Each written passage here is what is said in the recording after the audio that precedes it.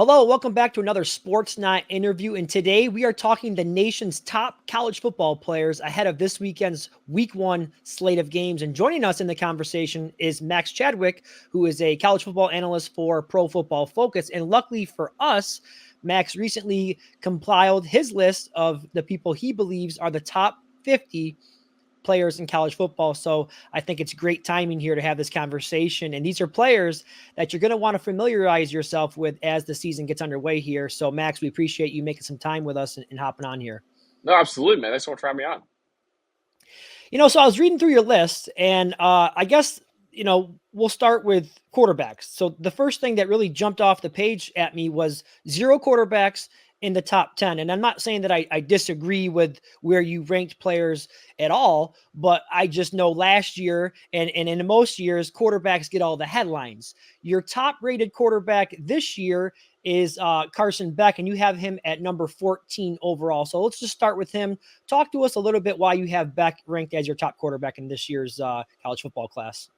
Yeah, I don't. I think 14 is indicative of that we don't have a Caleb Williams, we don't have a Drake May, right? There is no absolute freaking superstar heading into the year that you're like, oh, that guy's a guaranteed top 3 overall pick in the NFL draft. I do think Carson Beck's very good, but like if you want a comparison for an NFL quarterback, I think he's more of like a Jared Goff type of quarterback than an elite Mahomes type that people compare Caleb Williams to, right? So I think he's excellent. I think he's got a good arm. His timing and his accuracy are really what makes him elite, in my opinion. He's so on time. His accuracy is outstanding. Just gets the ball out where it needs to go at all times. So, not a sexy style play by any means. He's not going to get a lot of rushing yards either. But I think he's a really good quarterback. But he's not, like I said, a superstar that we usually have had in the last few years of college football. Yeah, last year's class of quarterbacks hard to live up to. But the next observation that I made when I was reading through your top 50 list, which is up at Pro Football Focus right now, three cornerbacks inside your top 7. You've got Travis Hunter, who's your number 1 overall player. You've got Will Johnson out of Michigan, ranked number 4. And then you also have Benjamin Morrison from Notre Dame, ranked number 7. Now I know when you're ranking players inside the top 7, as talented as these guys are, it's like splitting hairs. But how do you differentiate between these types of players based on where you have them ranked? Yeah, I think if you ask me straight up who's the better corner, I would say Will Johnson's the best, and then Ben Morrison's the second best. The reason why Travis Hunter is our number 1 player in college football is because he plays both sides of the field at such a high level, right? I think Travis Hunter is a top 5 corner in the country, and I think he's a top 15 receiver probably in college football. That is insanely rare, right? This is a guy who's probably going to go out there and put up 6 interceptions and over 1,000 receiving yards. Like that's just something that we don't see ever in college football, right? So I think it's his unicorn-like ability that makes him the best player in college football. The fact that he can play 150 snaps a game when most guys are playing 70 snaps a game, and he can still be an elite player on both sides of the field, that makes him the best player in the country, in my opinion. So he's not necessarily the best cornerback, and he's not the best receiver by any means. But the fact that he's very, very good at both of them, that's what makes him the best player in the country, in my opinion. Yeah, absolutely. I think it's hard to argue that. I don't think anybody out there will argue that when you have a guy, like you mentioned, playing multiple positions, both sides of the ball, and the number of snaps is really impressive. He doesn't seem to tire at all. Edge, let's move to edge. Now, edge player is always a premium position in the NFL. We often see a game-changing defensive end go very early in NFL drafts. Now, overall, I see you have 3 edge players in your top 25. The top edge player you have is at number 6. That is James Pierce out of Tennessee. Tell us what you like about Pierce's game. Yeah, he's a freak. He's a guy who's around 6'5", 240 pounds, so not great weight. He's got to get that up a little bit, and that shows up in the run defense. His big weaknesses right now is he just gets pushed around in the run game a little bit, but he has unbelievable speed. In fact, we actually have GPS tracking for all college football players.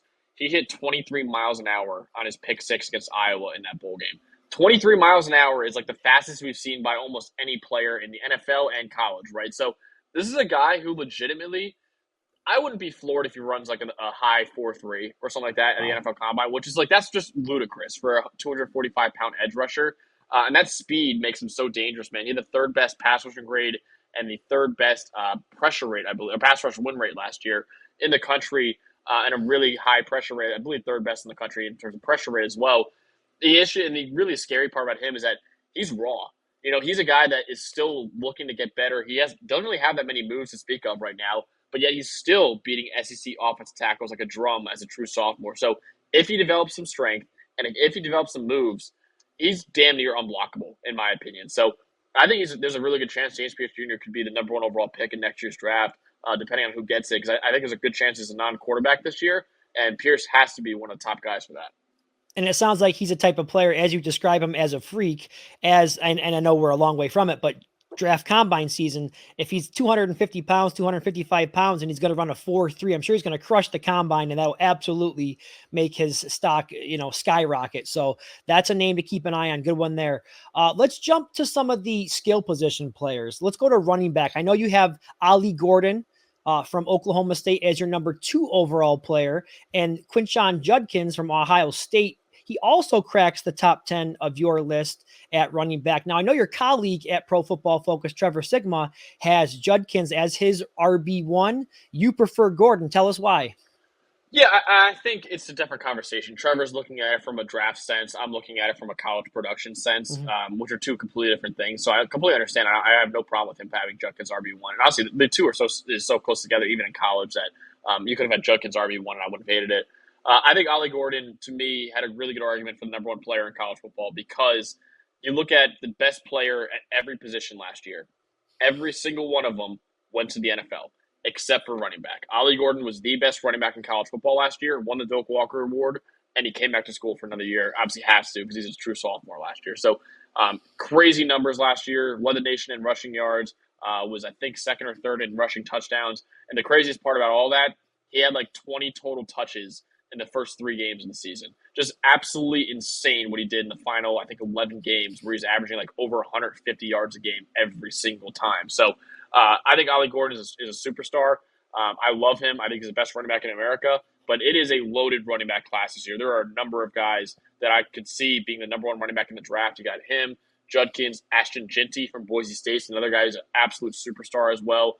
There's a bunch of guys that I think have a case to be RB1. Omarion Hampton from North Carolina. Those 4, I think all 4 of those guys I just named, they probably would have been the number one running back in this past year's NFL draft if they're declared for it. So I think this is a special running back class that we have, and right now I'd say Ollie Gordon's the best one. So a good year for running back needy teams in the NFL. Could probably get one here this year in the draft. Now, recently in the NFL, we've seen wide receivers, especially this past offseason, we've seen wide receivers getting paid. CeeDee Lamb just recently got the payday he was looking for. So as you look around the landscape of college football, who are some of the wide receivers that you think could be the next future stars at wide receiver in the NFL? There are 2 names that really come to mind, and if you have either of them as your number one receiver, I would not argue with you. It is Luther Burden III from Missouri, and it is Tetairoa McMillan from Arizona. Now, it depends on your flavor and what you're looking for as an NFL team. Luther Burden III, if you want an NFL comparison, is like a Deebo Samuel type of player where it just gets the ball in his hands, man, and things are going to happen, right? He's a guy who's going to excel after the catch. You can even hand the ball off to him. Just get him the football. He's going to juke out guys. He's going to break tackles. Elite player after the catch. And I think he's more developed than even Deebo Samuel was coming out of South Carolina, where Samuel had to really develop as a route runner. Burton, I think, is a solid route runner right now and really does really well in contested catch situations as well. So you can go up and get it. McMillan is not too much of an after catch threat, but what he is a guy who will literally catch everything. He's 6'5", has a massive catch radius, had, I think, the lowest drop rate in the country among players with at least 100 targets last year.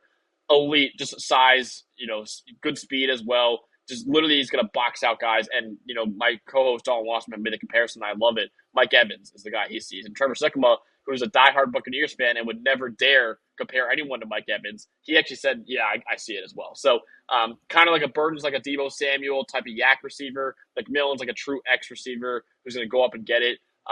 So I think that those are the 2 that I would say are pretty clearly head and shoulders above everyone else right now. And you have both of those players ranked inside your top 15. Burden ranked number 12, and you have McMillan ranked 15. So some really impressive players there that you're going to want to watch this college football season. Of course, I got to show some love to some of the big guys in the trenches. You have 2 tackles, one on each side of the ball, in your top 5, which is impressive. You have Mason Graham from Michigan on the defensive side of the ball, defensive tackle. And then you have LSU's Will Campbell as an offensive tackle, also in your top 5. Tell us about what we can expect to see if we tune in to watch these two guys play. Yeah, these are two guys that if you want guaranteed top 10 picks in next year's draft, these are two guys that I'd put at the forefront of that. I mean, these are two guys who, since their true freshman years, have been just absolute stars. Mason Graham is actually the number 1 player in the draft, according to our lead draft analyst, Trevor Sikkema. A special defensive tackle, man. I think he's going to be a guy like going to rival Quinnen Williams and Jalen Carter as like the best D tackle prospects we've seen in recent memory. He's truly unbelievable as a pass rusher, unbelievable as a run defender. When I was watching his tape initially, I thought he was undersized because of the way he was moving out there. And then you look him up and he's 6'3", 320. It's like, how the heck is this guy who's that big moving the way he does out there? His technique is outstanding as well, just an all-around dominant force for Michigan. And yeah, I wouldn't be surprised. It's rare for D tackles to go top 5. He's a guy that I think could go top 5 in next year's draft. Will Campbell was an elite pass blocker as a true freshman for LSU, as a left tackle at true freshman at LSU.